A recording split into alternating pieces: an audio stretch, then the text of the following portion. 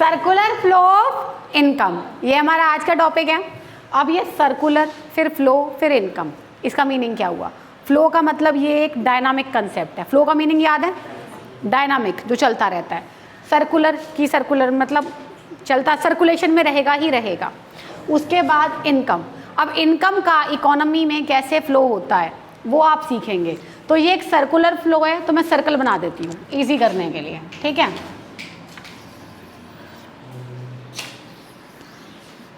ये मैं आपके लिए सर्कल बना रही हूँ ताकि आपको इजी लगे, ठीक है। अच्छा लग रहा है? नहीं लग रहा? कोई बात नहीं, थोड़ा आप अच्छा बना लेना जब आप बनाओगे ना। तो इसको बनाने का, इसको करने का, इसको लर्न करने का बहुत सिंपल फॉर्मेट बताती हूँ कि ज़िंदगी में भूलोगे ही नहीं कभी। मैंने कैसे याद किया, मैं अपना तरीका बताती हूँ कि आप कभी नहीं भूलोगे। सबसे पहला क्वेश्चन, आपके पापा घर से बाहर गए हैं सुबह, कहाँ गए हैं? ऑफिस। क्या करने गए हैं? काम करने या गुड्स को प्रोड्यूस करने। अब काम करने सिंपल लैंग्वेज में बोलोगे, इकोनॉमिक्स की लैंग्वेज में क्या बोलोगे? गुड्स प्रोड्यूस करने। मैं स्कूल आई हूँ, मैं क्यों आई हूँ? सर्विसेज जनरेट करने। तो आपके घर से भी घर वाले गए हैं, मेरे घर से भी गए हैं, हम सारे क्यों गए हैं? गुड्स एंड सर्विस को प्रोड्यूस करने, जनरेट करने, ठीक है।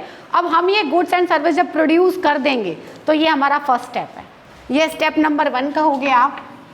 तो इसमें आएगा जनरेशन, इसका नाम लिख रही हूँ मैं सिर्फ, इसको कहते हैं जनरेशन और प्रोडक्शन फेज।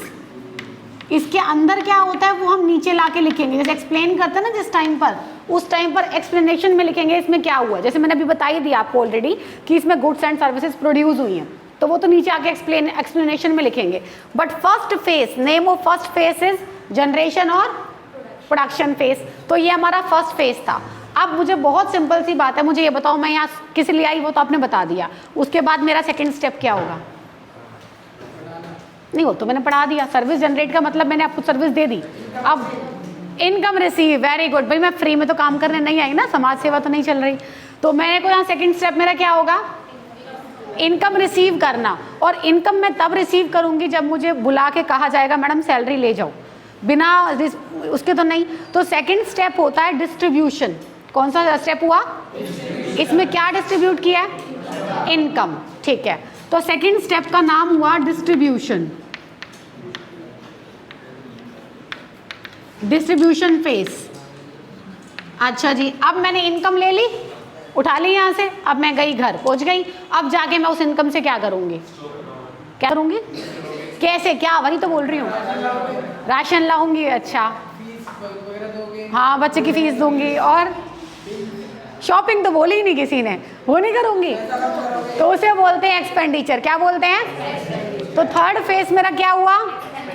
एक्सपेंडिचर या डिस्पोजिशन, दो नाम है इसके, डिस्पोजिशन और एक्सपेंडिचर। मतलब मैंने अपनी मनी का डिस्पोजिशन कर दिया ना, पोजीशन चेंज कर दिया, यहाँ वहाँ निकाल दी सारी, तो इसको एक्सपेंडिचर फेज कह लो या डिस्पोजिशन फेज कह लो। अब मुझे एक बात बताओ, जो भी मेरी मनी आई थी, 1 मंथ की सैलरी थी, वो मैंने सारी स्पेंड कर दी। स्पेंड क्या होगा? फिर से काम पे जाना, फिर से पैसे लेना, फिर से यही काम करना। तो ये इसलिए मैंने सर्कुलर बोला क्योंकि बार बार ये काम होगा। आपके पेरेंट्स कभी ऐसा करते हैं कि 1 महीने काम करें फिर छोड़ दें? नहीं, एवरी मंथ हमको सैलरी चाहिए। तो एवरी मंथ आप लोग गुड्स एंड सर्विस को जनरेट, रेगुलर बेसिस पे जनरेट करेंगे, फिर आप इनकम लेंगे, इनकम के बाद उसे स्पेंड करेंगे, फिर आप यही करेंगे। तो इसको बनाने के बाद लास्ट में आपने एक लाइन लिखनी बहुत ज़रूरी है, और लास्ट लाइन है, this is an endless process. This is an endless, है ना? क्यों है, समझ गए? जब तक आप बूढ़े नहीं हो जाते तब तक तो एंडलेस है, जब तक काम कर रहे हो। उसके बाद तो आप डिपेंडेंट हो जाओगे ना फिर बच्चों पे, अपने बच्चों के बच्चों पे। अब बताइए, ये वाला क्लियर है? अब ये तो बन गया फ्लो चार्ट। इंपॉर्टेंट क्वेश्चन है, इसको एक्सप्लेन कैसे करेंगे? एक्सप्लेन में आप लिखेंगे नंबर 1 जनरेशन फेज और प्रोडक्शन फेज। लिख लिया? ये मैं आपके ऊपर छोड़ रही हूँ, ये मैं नहीं बताऊंगी, समझा दिया, लिखोगे आप सेल्फ। जैसे कि जनरेशन फेज में होता है गुड्स एंड सर्विसेज को जनरेट किया जाता है। सेकेंड डिस्ट्रीब्यूशन फेज, इसमें क्या करते हैं? इनकम डिस्ट्रीब्यूट होती है, ठीक है। थर्ड फेज डिस्पोजिशन और एक्सपेंडिचर फेज, इसमें मनी को स्पेंड किया जाता है, इनकम को स्पेंड किया जाता है। क्लियर है? ओके। अब मैंने आपको यहाँ पर कुछ एजम्पशंस बतानी है जो कि रह गई थी। वो एजम्पशंस क्या है कि एक तो ये क्लोज्ड इकोनॉमी है। क्लोज्ड इकोनॉमी का मीनिंग होता है कि बाहर से कोई लेना देना नहीं होता। नो गवर्नमेंट रोल, इसमें गवर्नमेंट का कोई रोल नहीं है। गवर्नमेंट रोल का मतलब कि क्या गुड्स बना रहे हो, क्या प्राइस सेट कर रहे हो, उस तरीके से गवर्नमेंट का कोई रोल नहीं है।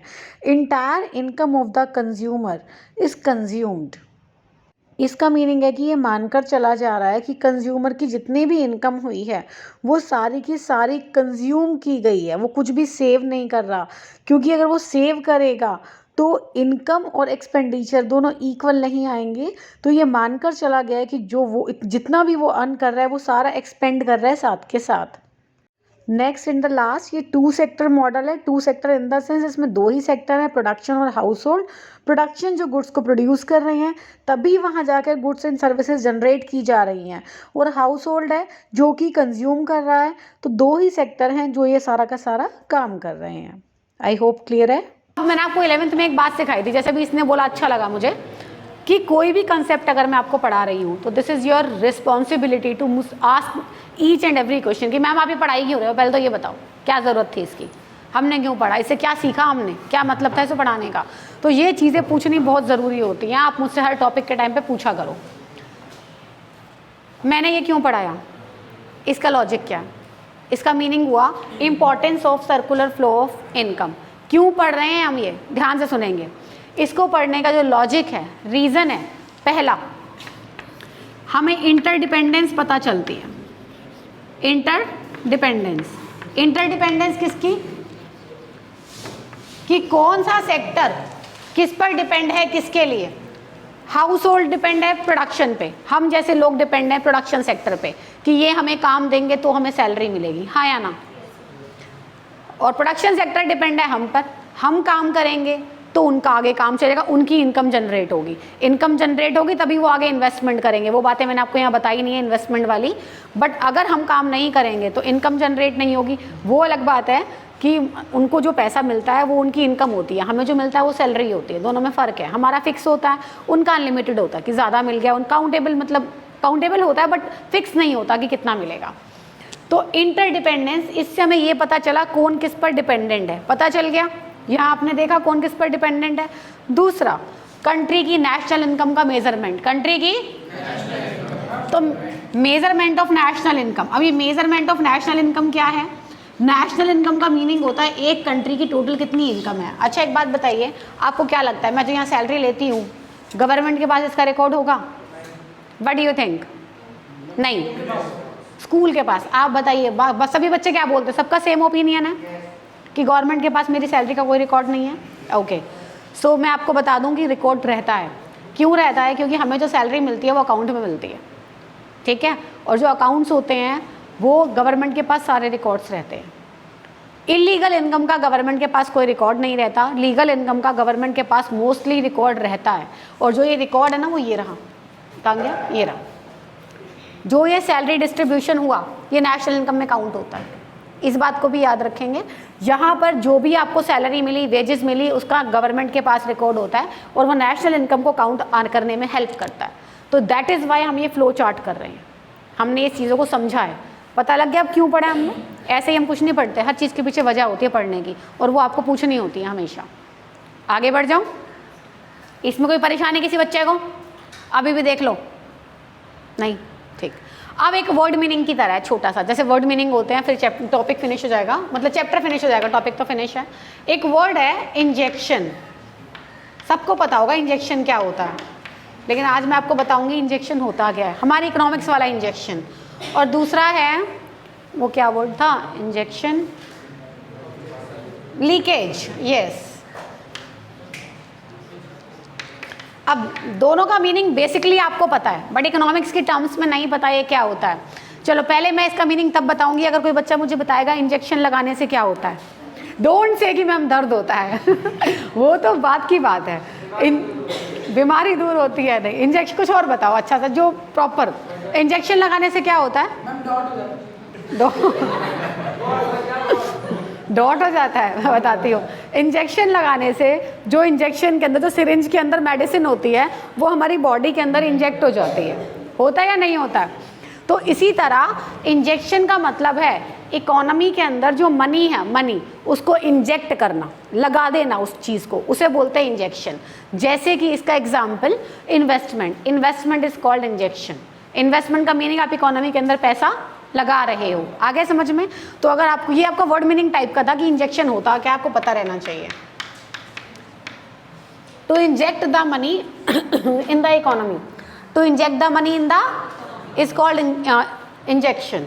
अब लीकेज क्या होता है? लीकेज भी क्या सब कहेंगे मम्मा मैम वो टैप जो है हमने खुली छोड़ दी या कुछ वहाँ से पानी निकल रहा है वो लीकेज होता है। आपको यही लगता होगा लीकेज इसको कहते हैं, इसी को कहते हैं। अच्छा जी, ये भी ठीक है वैसे। अब इकोनॉमिक्स की टर्म्स में बोलते हैं। अच्छा एक बात बताओ, एक वाटर टैंक है, उसमें से पानी लीक हो रहा है, वो आपके काम का है या वेस्ट है? क्योंकि लीक हो गया तो वो वेस्ट है, अंदर स्टोर था तो वो काम का था, है ना। उसी तरह हमारी इकोनॉमी है। इकोनॉमी में से आपने कुछ पैसे निकाल लिए और निकाल के अपने घर में रख दिए। अब मुझे एक बात बताओ, वो जो पैसे आपके घर में रखे हैं वो काम के हैं या वेस्ट हैं? अब मैं आपको बता देती हूँ, वो आपके लिए भी काम के नहीं हैं।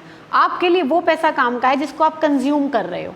लाइक आपने बोला ब्रेड खानी है, बटर खानी है, पैसे होने चाहिए, मुझे ड्रेस लेनी है, ये लेना है, वो लेना है, वो आप कंज्यूम कर रहे हो, शॉप वाले को दे रहे हो, वो काम के हैं। लेकिन आपने ये सोच के रखे हुए हैं कि घर में रख के रखूँ, काम आएंगे, बाद में काम आएंगे, बैंक पे मुझे भरोसा नहीं है, तो वो आपके पैसे वेस्ट हैं। क्योंकि अगर आप वही पैसे बैंक में रखते हो या शेयर मार्केट में लगाते हो या SIP में लगाते हो या म्यूचुअल फंड कहीं भी लगाते हो आप, तो आपके पैसे रखे रखे बढ़ जाएंगे। घर में पैसे रखे रखे बढ़ते हैं? नहीं बढ़ते। तो लीकेज को ना, लीकेज को विड्रॉल कहते हैं। क्या बोलते हैं? विड्रॉल। ये वो पैसा है जो आपने इकोनॉमी से निकाल लिया, अब वो इकोनॉमी में किसी के काम का नहीं है, किसी भी काम का नहीं है। क्योंकि अगर आप अपना पैसा कहीं लगाते हो तो ध्यान से सुनना, आपका पैसा बहुत लोगों को जॉब देता है, बहुत लोगों को। कैसे? आपका पैसा बैंक में है तो बैंक में एम्प्लॉयमेंट क्रिएट होगी। सपोज दैट आपने अगर अपने घर के ऊपर एक फ्लोर भी बनवाया ना, तो आपने पैसे को निकाला ना बाहर, तो उस फ्लोर को बनाने में भी आप 10 लोगों को काम दोगे कि नहीं दोगे? अगर आप अपने उस मनी को यूटिलाइज करते हो तो जो एम्प्लॉयमेंट क्रिएट होगी, इकोनॉमी ग्रो करेगी। अगर आप उस मनी को घर में सेव करते हो तो आपकी इकोनॉमी जो है उसकी ग्रोथ स्लो होगी। यही रीज़न है कि डेवलप कंट्री आ गए हैं। क्यों आ गए हैं वो? क्योंकि वो बहुत ज़्यादा पैसा इन्वेस्ट करते हैं। हमारी तरह विड्रॉ नहीं करते, सेविंग ऐसे वाली नहीं करते। पैसे वाली, घर वाली। कौन सी वाली? हाँ जी। तो ये जो मैं सेविंग्स वर्ड लिख रही हूँ, ये वो पैसा है जो घरों में रखा हुआ है, बैंक्स में नहीं है। तो ये दोनों का मीनिंग क्या है? लीकेज। लीकेज समझ में आ गया? दैट्स इट, बस इतना ही करना है हमें।